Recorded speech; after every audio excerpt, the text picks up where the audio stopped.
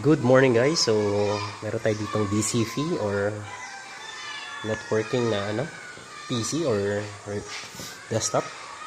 So, pag ganitong Asian DCP guys, tignan nyo, may power. Ayaw yun, ayaw mandar. Ayaw nyo na mag-power. May ilaw.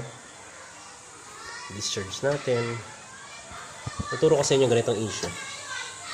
So, discharge natin. Ayan yung ilaw Ayan, mawala ng ilaw. Sasaksak ko Ayan. Di ba? May ilaw na. Yun, yung ilaw. Then, power natin. Tignan nyo yung yung cooling fan. Di ba? Gumagano lang. So, pag ganyan yung issue guys, meron ditong defect na parts na kailangan natin i-remove.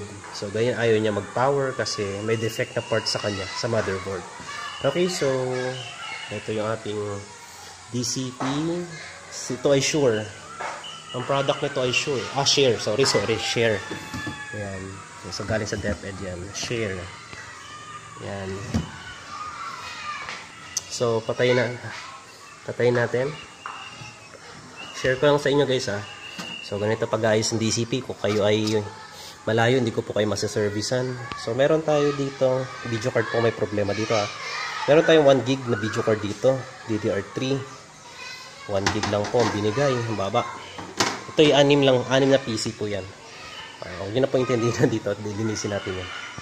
Ito yung DCP po nila dito sa Banilad Elementary School.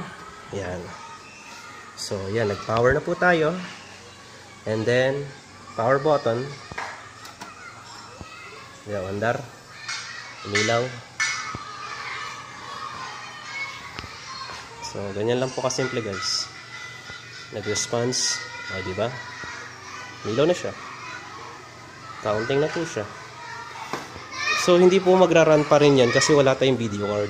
Sana, mataas yung video card na built-in ito para mapagana niya. Pero pag hindi, sa mga ganitong server type, kailangan po nila ng video card. Kung mababa. Kung mataas naman po, hindi na kailangan. So, yun na po. Ito lang po may problema. So, ito, lilinisin ko lang to. Tapos, itatry ko kung gagana. Kasi dumi na yung pin. Sayang kasi. Bibili pa sila. Ganito din sa mga pinagawan ko. Video card may mga sira. Hindi rin yung mapatakbo ang mga DCP. Dahil may mga sira ang video card. Okay, so hintay lang natin mag-run. Nagra-run yung system. So yan, magre-repair tayo dito ng printer, mga printer, re-reset. So ito pong trabaho po namin is yan, sa hintay lang natin. Masyadong na. Ito touchscreen po yan Yan, Control Alt Delete. Administrator.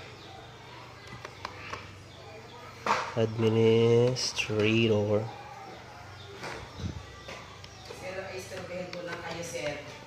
Ay, yung printer po, sir, ay dito niyo po repair? Yes, ma'am. Pwede dito naman para po. Isa lang gawaan lang. Sige po. Ayan. Pinakuha ko po yung akin, sir. As in, mag-print talaga yung dilaw. Ay, gano'n nakatagal? Ma'am. Ano yung original ink po? Pag original ink, sana ma'am magawa natin kasi pag 3 months po, may barado na po yan. Ay, may barado nga kailangan na po ipipin. Kahit po, titignan po natin, kahit po natin siya i-flash kung talagang hindi tatagos yung Pero, universal po original, hindi siya napapalitan. Kung universal po siya, kahit 5 taon nyo i-stock, walang problema. Pero kung original siya, 10 buwan nyo siya in-stock. Universal na. At ginagamit ko po, sir, yun. Kaso lang hindi nga ako yung bilaw. Opo. Sige, ma'am, tignan natin. Hindi ko stock yung yung printer, hindi ma'am po. Okay. Eh, yung ma'am, I mean... Ginamitan ng ibang ink ng anak ko po yun. Yun pong masama, ma'am. Dahil, pag nag-mix po yung... Universal at original ink, pag nag-mix, magkakaroon po ng chemical reaction po yun. Nagiging matigas na powder po yun. Kaya nagbabarado. Sayang. Dapat po yun ay pag gusto nyo i-convert, papalinis nyo po muna. Kung alam mo, gusto nyo, ayaw nyo ng original, di papaklining nyo lahat. Pamula waste ink tank, damper, hose, hanggang printhead. Pero kahit ano pa ang gamitin. Yes po.